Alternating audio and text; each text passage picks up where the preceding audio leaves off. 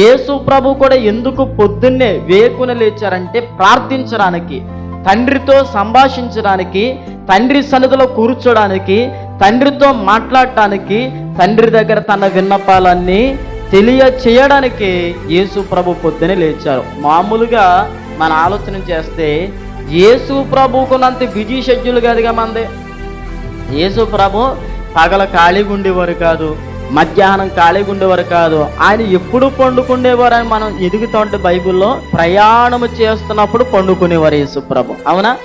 మిగిలిన టైం అంతా ఆయన పరిచర్య కోసం ఆలోచన చేసేవారు.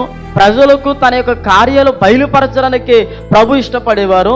ఇలాగ తన జీవితంలో మరి ఆయన పొద్దున్నే ఎందుకు లేచారు ఇంత అలసిపోయినా కానీ అంటే తండ్రితో మాట్లాడటానికి, ప్రార్థన చేయడానికి మాత్రమే యేసు ప్రభుల వారు వేకుని లేచారు.